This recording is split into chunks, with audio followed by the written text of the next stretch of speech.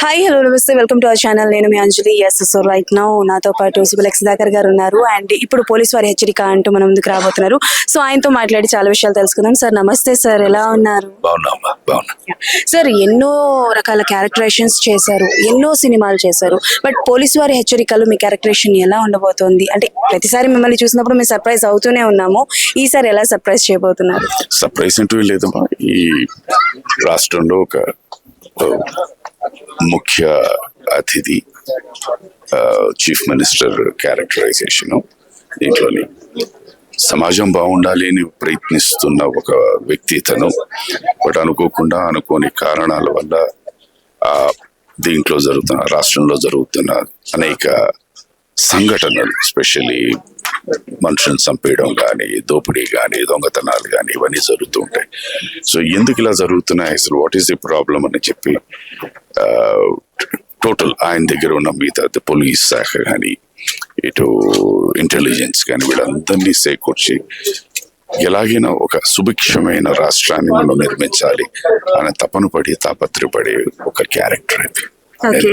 And sir జూలైలో చూసుకుంటే ఈ మధ్యకాలంలో మనకి ఎక్కువ రిలీజ్లు ఎక్కువ అయిపోయాయి. సో ఆ రిలీజ్ ఫామ్ లో పడి ఆ సినిమాలకి ఎక్కువ వెళ్ళిపోయి కొత్త సినిమాల మీద ఎక్కువ ఎఫెక్ట్ పడుతుందని ఒక థాట్ అయితే ఉంది.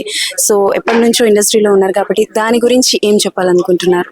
సినిమా ఎప్పుడు అది కొత్త సినిమా పాత సినిమా అని కాదమ్మా. సినిమా అన్నది ఎప్పుడు ఒకటే. మనిషిలో నేను ఇందాక చెప్పినట్టే మనిషిలో ఎప్పుడు నవరసాలు ఉంటాయమ్మా. ప్రతి ఒక్కరిలోనూ అన్ని ఎమోషన్స్ ఉంటాయి, వాళ్ళు మారుతూ ఉంటాయి. ఆ -0.000000001 ఉన్న వ్యక్తిని కూడా ఆ ఎమోషన్ కనుక మనం పర్ఫెక్ట్ గా టచ్ చేయగలిగితే it will be successful. Okay. Cinema is nothing other else than emotion. Okay. ప్రతి వ్యక్తిలోని తన భావాలు, తన ఆలోచనలు, తన వ్యక్తిత్వం అవన్నీ ఏం చేస్తాడంటే కొన్ని సందర్భాల్లో అతను చెప్పలేని పరిస్థితి, చెప్పుకోలేని పరిస్థితి, ఎవరు వినరు. అలాంటి సంఘటనలు, సంఘర్షణ వచ్చినప్పుడు అది తెర మీద అతను చూస్తున్నప్పుడు తనని ఆ తెర మీద ఉన్న క్యారెక్టర్ తో పోల్చుకుంటాడు. That is where the reflection start.